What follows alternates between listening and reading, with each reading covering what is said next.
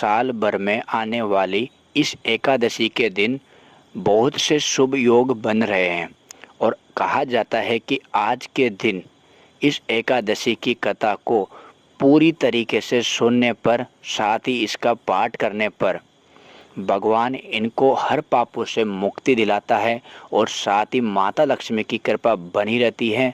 और कहा जाता है कि आज के दिन भगवान ने अपनी शयन मुद्रा से करवट ली है, इसलिए इसे परिवर्तन एकादशी भी कहते हैं। और जो भी भक्त आज के दिन भगवान की कथा का वाचन करता है उसको हर समस्या से लड़ने की शक्ति मिलती है और साथ ही उसको हर परेशानियों से मुक्ति भी मिलती है। तो हमारे चैनल को सब्सक्राइब करना और शुरू करते हम कथा। पौराणिक कथाओं के अनुसार श्री कृष्ण ने राजा युधिष्ठिर को इस एकादशी की कथा सुनाई थी। भगवान कहने लगे कि हे राजन, अब आप सब पापों को नष्ट करने वाली कथा का श्रवण करें। त्रेता युग में बलि नाम का एक दैत्य था। वो मेरा परम भक्त था। विविध प्रकार के वेद सूक्तों से मेरा पूजन किया करता था और नित्य ही ब्राह्मणों का पूजन तथा यज्ञ के आयोजन करता था। लेकिन इंद्र से द्वेष के कारण उसने इंद्रलोक तथा सभी देवताओं को जीत लिया। इस कारण सभी देवता एकत्र होकर सोच विचार कर भगवान के पास गए।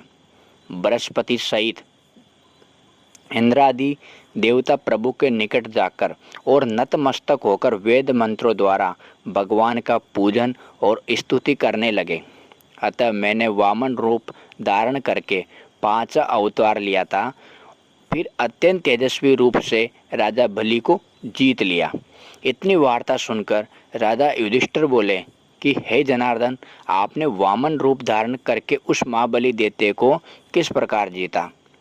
तो भगवान कहते हैं कि मैंने वामन रूपधारी ब्रह्मचारी बलि से 3 पग भूमि की याचना करते हुए कहा कि ये मुझको 3 लोक के समान है और हे राजन, ये तुमको अवश्य ही देनी होगी।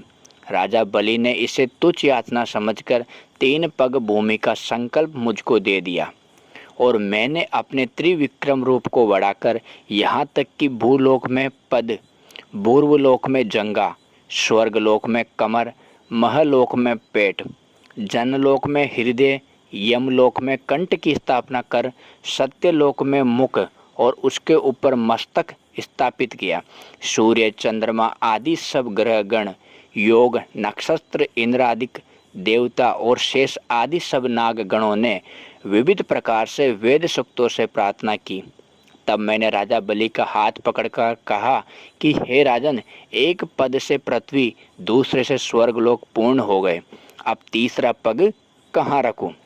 तब बलि ने अपना सिर झुका लिया और मैंने अपना पैर उसके मस्तक पर रख दिया, जिससे मेरा वो भक्त पाताल को चला गया। फिर उसकी विनती और नम्रता को देखकर मैंने कहा कि हे बलि, मैं सदैव तुम्हारे निकट ही रहूँगा। विरोचन पुत्र बलि के कहने से भाद्रपद शुक्ल के एकादशी के दिन बलि के आश्रम पर मेरी मूर्ति स्थापित हुई।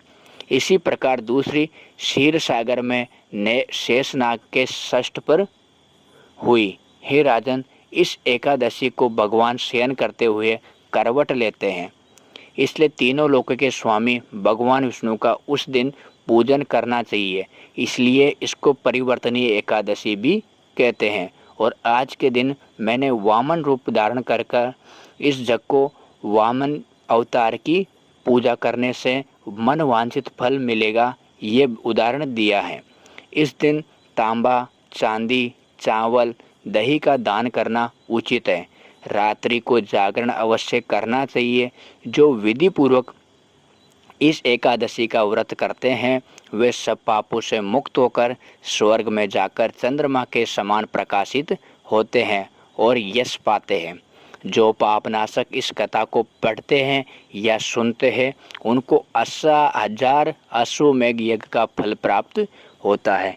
यदि आपको हमारी ये कथा अच्छी लगी और आपने बिना खंडित हुए पूरी सुनी है तो हमारे चैनल को सब्सक्राइब ज़रूर करना। धन्यवाद।